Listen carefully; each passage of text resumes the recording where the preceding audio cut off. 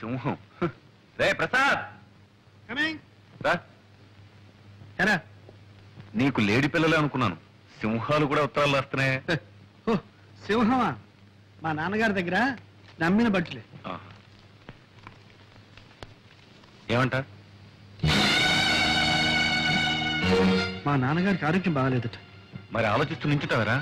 వెంట కారు తీసుకుని బయలుదేరు. ట్యాంక్ ఫుల్ చేసుకో. బయలుదేరు.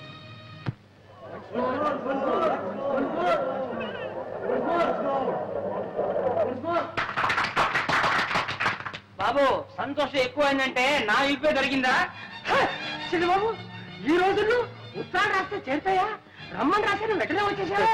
వచ్చావా బాబు? బాగున్నావా? మీ ఆరోగ్యం ఎట్లా ఉంది నాన్న? వయస్సుతో పాటు క్షీణించేదే గాని పెరిగేది కాదు కదా. అది సరేగాని నువ్వు నాటకాలు వేస్తున్నావట, నటుడిగా మంచి పేరు తెచ్చుకున్నావట. మహానటుడు మాధవయ్య గారు కొడుకు నటుడు కావడం పెద్ద గొప్ప. ఒరే ప్రసాద్, నీ నాటకాలని నువ్వే రాసుకుంటున్నావట. అందుకు నేను చాలా గర్విస్తున్నా. నటులదే ఉందిరా, నాటకాలు రాసిన కవులు, వాళ్ళు సృష్టించిన పాత్రలు, అదేరా శాశ్వతం. నటులు వస్తారు పోతారు. కాదేం మాట. కవులు ఎంత గొప్ప పాత్రలు సృష్టించినా వాటికి జీవం పోసిన మహానటులు ఎంతమంది లేరు. ఉదాహరణకు బళ్ళారి రాఘవ, స్థానం, మాధవ పెద్ద. అది నిజమే నాయన. ఆ పాత్రలకు అమరత్వం కల్పించి శాశ్వతం చేసి ఆ నటులు కాలగర్భంలో కలిసిపోయారు. దేశం వాళ్ళను మర్చిపోయింది. అందాక ఎందుకురా, నా సంగతి చూడు. నేను నాటకాలు ఆడే రోజుల్లో మాధవయ్య నాటకం అంటే టిక్కెట్టే దొరికేది కాదు. జనం కెటకెటకెటకెట్లాడిపోయేవాడు. మాట మాటకు చప్పట్లు, పద్యం పద్యానికి వంశమోర్లు, అడుగడుగున హర్షాతిరే కాదు. ఎన్ని సన్మానాలు, ఎన్ని బిరుదులు, ఎన్ని బహుమతులు రా.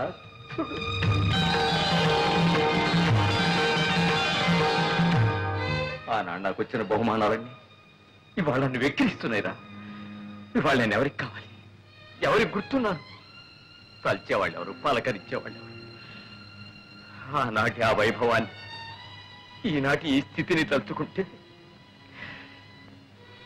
నాలో నాకొక భంగి నవ్వు. అంతేరా నటుడి బ్రతుకంటే అంతే. కాళిదాసు, షేక్స్పియరు, వేద వెంకటరాయ శాస్త్రి, ధర్మవరం రామకృష్ణమాచార్యులు, తిరుపతి వెంకట కవులు, గురజాడ లాంటి ఇంకెందరో మహాకవులు చచ్చిపోయినా సజీవంగా ఉన్నారు, ఉంటారు కూడా నాయన.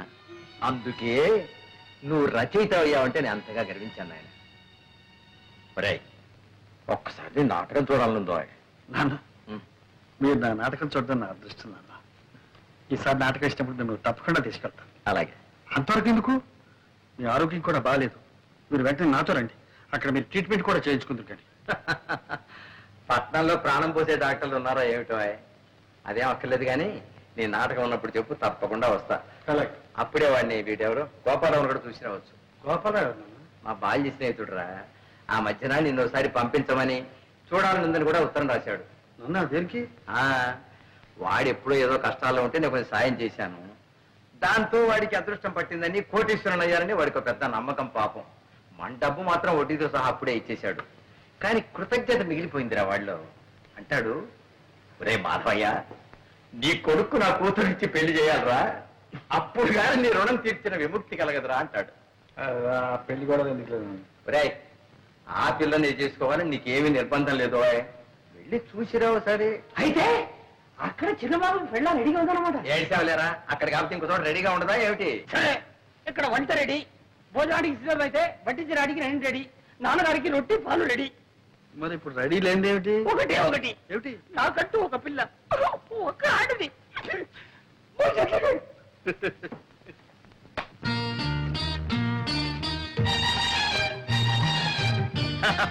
రండి బాబు రండి. తమను చాలా కాలం అయింది. చిన్నమ్మగారిని పిలవమంటారా? చిన్నమ్మగారు వద్దు కానీ మీ అయ్యగారు గోపాలరావు గారు ఉన్నారా? ఉన్నారు బాబు. ఇది తీసుకెళ్ళి ఆయనకి. ఏడు బాబు, మొన్న ఏమో చిన్నమ్మగారికి ఇవ్వమన్నారు, ఇప్పుడు పెద్దయ్య గారికి ఇవ్వమంటున్నారు, రేపు పెద్దమ్మ గారికి కూడా ఇవ్వమంటారేంటి? చిచి, నీ అధిక ప్రసంగం నువ్వు తీసుకెళ్ళి. బాబు, మరి మన మర్యాద మర్యాద బాగా అలవాటు పడిపోయింది. చేయమంటారు బాబు? బాబు, మీరు వరండాలో కూకండి, నేను అయ్యగారితో చెప్పేస్తాను.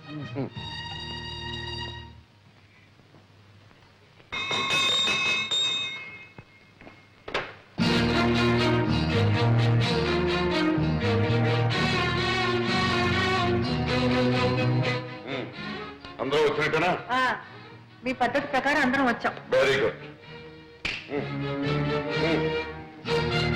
అమ్మా దుర్గా, బయట వాకిట్లో నా కోసం ఉత్తరం కాచుకుని ఉన్నాడు, వెళ్ళి తీసుకురమ్మా. ఇది అత్యవసర సమావేశం కాదు, హాస్యరస సమావేశం. మీరంతా ఇప్పుడు ఒక మంచి నాటకం చూడబోతున్నారు. నమస్కారం. నువ్వేనా ప్రసాదివి? అవునండి. మా తోటమాలి చేత నాకు చీటీ పంపించింది కూడా నువ్వేనా? అవునండి. అలాగే 3 రోజుల ముందు మా తోటమాలికి లంచం ఇచ్చి మా అమ్మాయికి చీటీ పంపించింది కూడా నువ్వేనా? నిజం చెప్పు, నా మొహం చూసి చెప్పు. సార్, మీరు నేనేనయ్యా ఈ ఇంటి తోటమాలిని, ఈ ఇంటి యజమాని గోపాలరావుని. ఇప్పటికైనా అర్థమైందా? ఏమయ్యా, మా అమ్మాయికి లవ్ లెటర్ తెస్తావా? లవ్ లెటర్ నీకెన్ని కుండలు? అదే లేదు మమ్మీ, సరళ పిక్నిక్ రమ్మని రాసిన ఉత్తరం. అదే ఇతరులకు తేవాలి. యాండి, ఉత్తరం ముక్క తెచ్చిచ్చేందుకే కొత్త కొత్త ఉడికిపోతున్నారే. ఇంతకు మునుపు మీ అమ్మాయికి నాకు జరిగిన ఏమిటా కూతురు? ఊరుకో. బాబు ప్రసాద్, అసలు ఏం జరిగిందో చెప్పు, ధైర్యంగా చెప్పు. మీ డొక్కు కారు దిక్కు మొక్కు లేని చోట దెయ్యాలు తిరిగే చోట ఆగిపోతే మీ ముద్దుల కూతురు ఏడు ముఖం పెట్టుకుని వర్షంలో తడిచి ముద్దయి గడగడగడ ఒడికిపోతుంటే అయ్యో పాపని నా సైకిల్ మీద తీసుకొచ్చి ఇక్కడ దింపారు. నాన్నగారు, ఇంతకన్నా పెద్ద చరిత్ర ఉందండి ఈ ప్రసాద్కి. ఈయన గొప్ప స్టేజ్ ఆర్టిస్ట్, నవ్వుల నట సామ్రాట్, హాస్యరస చక్రవర్తి అనే బిరుదులు కూడా ఉన్నాయండి. అవును మావయ్య గారు, నేను ఈయన నాటకం చూశాను. అత్తయ్య గారు, మీరు ఒకసారి ఈయన నాటకం చూశారంటే రోజుకు 3 సార్లు నవ్వుకుంటారు. అబ్బాయి, నువ్వు ఆర్టిస్టు గనక నిన్ను క్షమిస్తున్నా. ఇప్పుడు చెప్పు, నన్ను చూడాలని ఎందుకు వచ్చావు? మా నాన్నగారు మిమ్మల్ని ఒకసారి చూడమంటే వచ్చాను. ఎవరు మీ నాన్న? రంగమార్తాడు మాధవయ్య గారు. మాధవి కొడుకు అభినవ దుర్యోధనుడని, అపర హరిశ్చంద్రుడని, ఒకప్పుడు ఆంధ్ర నాటక రంగాన్ని వృతులగించిన మా మాధవయ్య కొడుకు. ఏమండి, మీరు మాటలు చెప్పడం చూస్తే మీరు ఎప్పుడైనా నాటకాల్లో వేశారా? ఆయన ఏడ్చాడు కానీ ఆయన ఎక్కడా నేను ఎక్కడ. ఆయన కొడుకు నువ్వు చెప్పాను కదా. Very good, very good. ఎవరో మాధవి కొడుకు చెప్పానే అబ్బాయి ఇతను.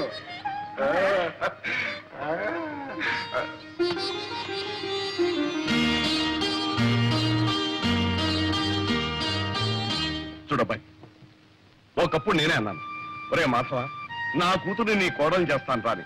ఆ విషయం లభించు. ఇప్పుడు నువ్వు మా అమ్మాయిని ప్రేమిస్తున్నాను అంటున్నావు, బాగానే ఉంది.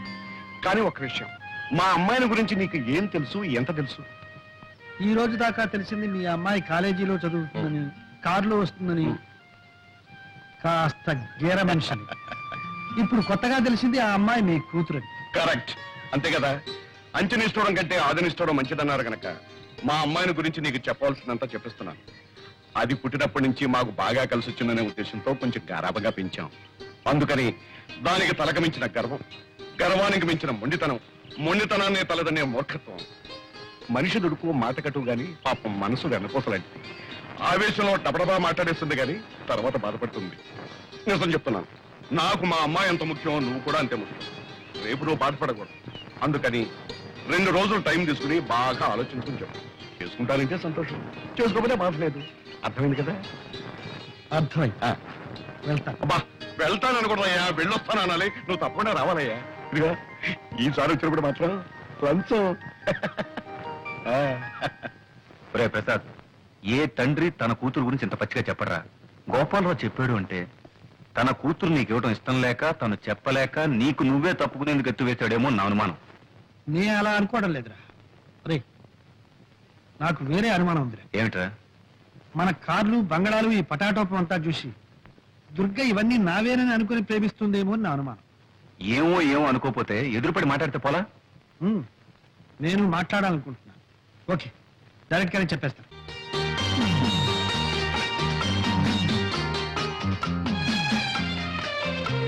ఏమిటి ప్రసాద్, ఇంకా ఎంతసేపు ఇలాగా?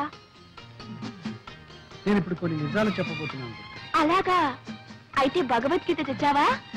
దేవుని మీద ప్రమాణం చేసి నేనంతా నిజమే చెప్తాను, అబద్ధం చెప్పను అని ప్రమాణం చేయాలి. తమాషా కాదు దుర్గా, నా మాట విను. ఇంతకంటే ఏదైనా మంచి జోక్ చెప్పు, వింటాను. దుర్గా, నువ్వు అనుకుంటున్నట్టు నేను కోటీశ్వరుడి కాదు. ఒకటి. ఆ కారు నాది కాదు. 2 నేనుంటున్న బంగ్లా నాది కాదు. 3 చాలు చాలు చాలు. ఇక నేను చెప్తాను. ఈ షర్ట్ నీది కాదు, ఈ ప్యాంట్ నీది కాదు, ఈ బూట్లు నీవి కావు. అసలు నీ పేరు ప్రసాద్ కాదు, మరి నీ పేరు అప్పల స్వామి. అది కాదు. నా పేరు దుర్గ కాదు, నా పేరు అప్పలమ్మ. నీకంతా నవ్వులాటగా ఉంది కదా. ప్రసాద్, ఇంతవరకు కానివేమిటో చెప్పుకున్నావు, ఇప్పుడు ఆయనవేమిటో నేను చెప్పనా? మ్మ్. నువ్వు నన్ను ప్రేమిస్తున్నావు, అవునా? అవును. నేను నిన్ను ప్రేమిస్తున్నాను. ఏమో నువ్వే చెప్పాలి. ఓకే, నేను నిన్ను ప్రేమిస్తున్నాను. మనం ఇద్దరం పెళ్లి చేసుకోబోతున్నాం. అందుకే దుర్గా, మనం ఒకరినొకరు పూర్తిగా అర్థం చేసుకోవాలి. మన ఇద్దరి మధ్య ఏ అపార్థాలు ఉండకూడదు. అర్థాలు లేవు, అపార్థాలు లేవు. మన ఇద్దరి మధ్య ఉన్నది ఒకటే, ప్రేమ. అది ఉండి ఏది లేకపోయినా డోంట్ కేర్. దుర్గా, నేను చెప్పేది నువ్వు నమ్మడం లేదు. అంతా జోక్యం తోసి పారేస్తున్నావు. అబ్బే పారేటల్లా, మూట కట్టుకుని భద్రంగా గుండెలో దాచుకుని ఇంటికి తీసుకెళ్తాను. ఏయ్. త్యాగయ్య గణసభలో ప్రసాద్కి సన్మానం రా, తప్పకుండా ఉండాలి. అరే, మన ప్రసాద్ 15 సన్మానం రా. అవును. రేయ్, ఇవాళ నీ సన్మాన సభలో స్టేజ్ మీద చాలా మంది చాలా రకాలుగా మాట్లాడతారు. నీ ఉపన్యాసం మాత్రం ఫస్ట్ క్లాస్ గా ఉండాలి. ఓకే? అదే ఉంది లేదా, సన్మానం కంటే నాకు మా నాన్నగారు రావడం ముఖ్యం. నాన్నగారు వచ్చి నన్ను స్టేజ్ మీద చూసి ఆశీర్వదిస్తే అదే నాకు పర్వదినం. అంతకంటే నాకు ఇంకేం కావాలి. నేనే స్వయంగా వెళ్ళి మీ నాన్నగారిని తీసుకొస్తాను, సరేనా? Thank you. అమ్మా, ఇంకెంతసేపు అమ్మా కూర్చునేది? ఇంకెప్పుడు మొదలు పెడతారు? అయిపోయింది నాన్న, 5 minutes. అబ్బాబాబా, కూర్చొని కూర్చొని విసిగెత్తిపోయింది. ఆయన వచ్చిన తర్వాత మీ విసుగు గిసుగు అంతా వదిలించేస్తాడులే. ఇంకో 5 నిమిషాలు చూస్తానమ్మా, లేకపోతే నేనే వెళ్ళి ఆడాల్సి వస్తుంది. అయ్యో అలాగేనమ్మా. గురు గురు గురు వచ్చేసారు, గురు వచ్చేసారు. నాన్నగారు వచ్చారా? కాదు గురు, మన అగ్రికల్చర్ మినిస్టర్, కల్చరల్ మినిస్టర్ ఆయన సతీమణి వచ్చేసారు. ఆడియన్స్ ఫుల్, ఎంట్రన్స్ ఫుల్, కిటికీలు ఫుల్. గురు, ఈ రోజు నాటకం అదరగొట్టాలి గురు. ఏవరా, ఈ రోజు ఎందుకో నాకు జంకుగా ఉంది. నాన్నగారు వస్తారు, ఆశీర్వదిస్తారు అన్న ఆనందంతో పాటు ఆ మహానటుడు ముందు నటించాలంటే ఎందుకో భయంగా ఉంది. అదేం పెట్టుకో గురు, జమాయించేసే. నాన్నగారు నీ నటన చూసి, నీకు జరగబోయే సన్మానాన్ని చూసి ఉబ్బి తబ్బిబ్బై వస్తాను గురు. ఏ మధు, నాన్నగారు వచ్చారా? ఎరా ఎరా రాలేదా? సారీ ప్రసాద్, ఏమిట్రా, ఏమైంది? మీ నాన్నగారికి లేదు.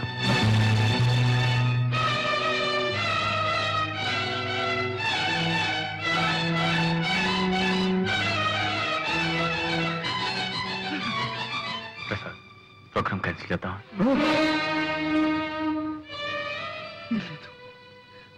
లేదు, కళాకారుడు తాను కాలిపోతున్నా నలుగురికి కాంతినివ్వాలి, ఆనందాన్ని ఇవ్వాలి. అదే నాన్నగారి ఆశయం కూడా. నాన్నగారి ఆత్మ శాంతించాలంటే ఈ ప్రదర్శన జరిగి తీరాలి. ఆయన ఎక్కడున్నా సరే నన్ను ఆశీర్వదిస్తాను, నన్ను ఆశీర్వదిస్తాను.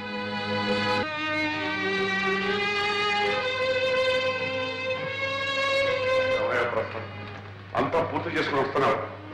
నువ్వు ఒక్కడిని వెళ్తే సరిపోతుంది అనుకున్నావు. సరిపోయింది మీ నాన్నే కాదయ్యా, నా ప్రాణ స్నేహితుడు. సమయానికి ఆ దశడొక్కు గారు స్టార్ట్ కాలేదు కానీ, లేకపోతే వాడు అక్కడ కాలిపోతుంటే నేను ఇక్కడ కూర్చుని ఉంటాను. ఎవరొచ్చి మొత్తం చేసేది అంతా అయిపోయింది. సరే, ఒకసారి దుర్గతో మాట్లాడాలి. అలాగే. అమ్మా దుర్గా, చూడమ్మా, ప్రసాద్ ఏదైతే మాట్లాడాలట. రండి, ఒకసారి మీరిద్దరు అలా బయటకు వెళ్ళి అలాగే వెళ్ళు.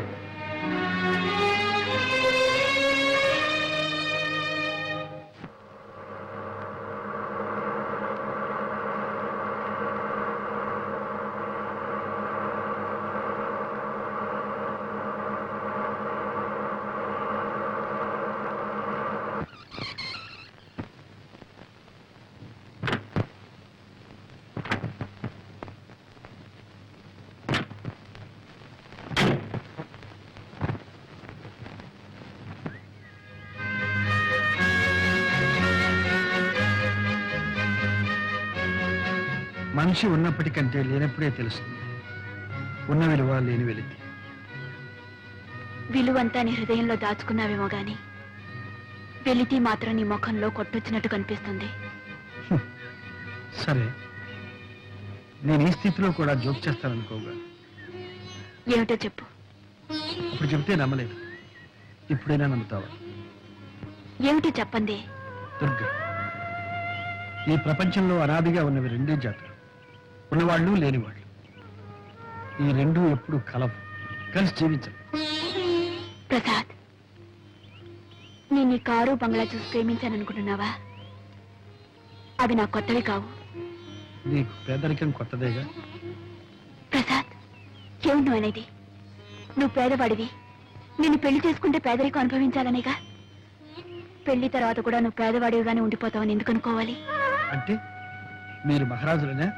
కాదు, కానే కాదు. పెళ్లి కొందరి జీవితాల్లో అనుకోని మార్పు తెస్తుంది. అలాగే నీ జీవితంలో కూడా. నాలో ఏ మార్పు వచ్చినా నా మనస్తత్వం మాత్రం మారుతుంది. నేను సాహిత్యానికి, కళలకు అంకితమైన వాడిని. డబ్బు మనిషిని కాలేదు, ఉద్యోగం చేయలేదు. నీ అంతస్తుకు తగినంత కాకపోయినా నీ అవసరానికి కూడా చాలినంత సంపాదించగలను లేదు. అయితే ఇప్పుడు నన్నేం చేయమంటావు? నన్ను మర్చిపోమంటా. మర్చిపోలేకపోతే?